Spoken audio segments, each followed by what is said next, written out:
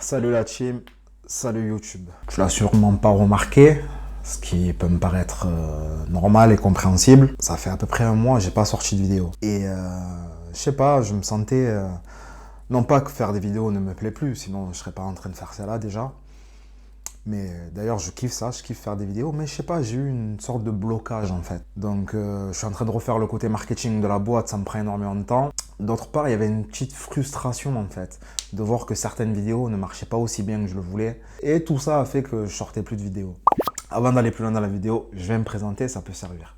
Si tu ne me connais pas et que tu regardes cette vidéo, sache que je suis Thierry, je suis un jeune entrepreneur qui parle de marketing digital et d'entrepreneuriat. Et cette vidéo, en fait, c'est pour me confier. Ouais. Franchement, on peut dire le mot confier. En fait, je me confie à toi. Et j'avais envie de faire un petit peu le point là de ce qui s'est passé ces derniers temps.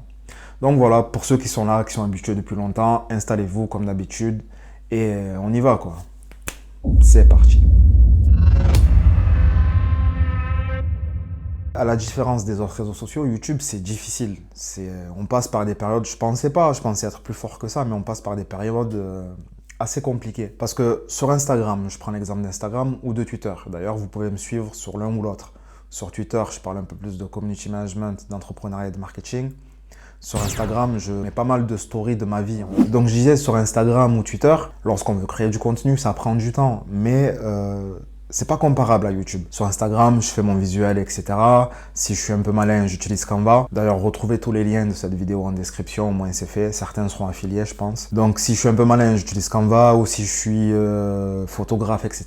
Adobe et toute la suite Adobe. Je mets ma légende, ma description et puis j'envoie. Alors que sur YouTube, vous trouvez le sujet qui va plaire.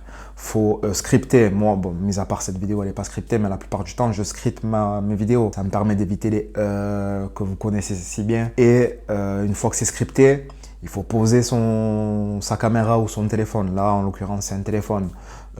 Faut envoyer le script, faut tourner la vidéo. Une fois que la vidéo elle est tournée, il faut monter. Enfin voilà, je ne vais pas vous faire tout le détail de tout ce qu'il faut faire.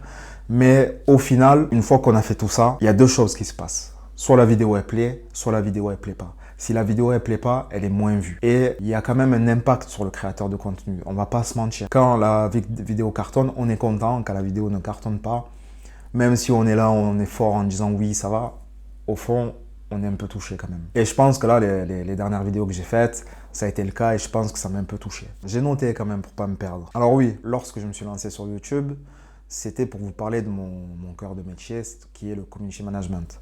Je kiffe ça. Je le fais toujours pour ma boîte et un tout petit peu pour moi, mais je le fais plus pour des clients. Je pense que c'est important de le dire. Et lorsque je me suis positionné sur YouTube, je voulais partager mon expérience, partager mes compétences. Ma chaîne est quand même assez jeune. Ma chaîne continue de grandir. Je vais proposer autre chose. Enfin, du CM, il y en aura toujours, mais je vais élargir mon éventail, si tu préfères. Quoi d'autre?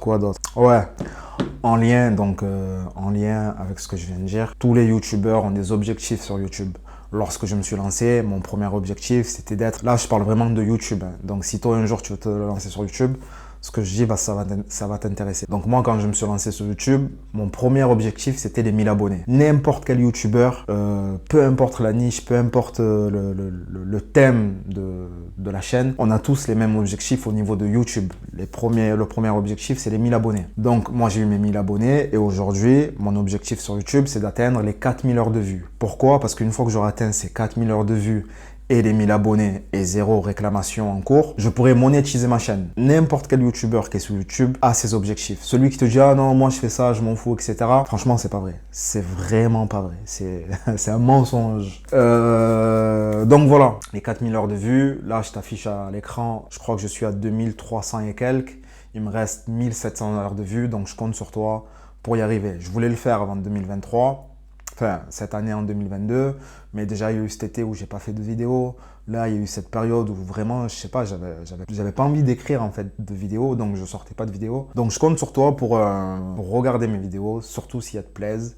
Si elles te plaisent pas, que tu les regardes pas, je peux comprendre. Ce sera à moi aussi de mon côté de retravailler et de t'offrir du contenu qui te plaît. Mais voilà, 2022-2023, on va y arriver, on va essayer d'avoir ces 4000 heures de vues. Quoi d'autre? Je pense que j'ai dit tout ce que j'avais à dire. Mon objectif, ben voilà, mon objectif c'est les 4000 heures de vues. Après, ce sera le prochain objectif après les 4000 heures, ce sera d'être 5000 abonnés sur la chaîne. Ça, je pense que j'aurai moins de difficultés à arriver à cet objectif que les 4000 heures de vues. Donc là, je vais donner 2-3 conseils aux personnes qui veulent se positionner sur YouTube. Pour atteindre vos 1000 premiers abonnés, faites de la vidéo, faites de la vidéo, faites de la vidéo. Franchement, ne vous prenez pas la tête, sortez du contenu, misez plus sur le fond que sur la forme.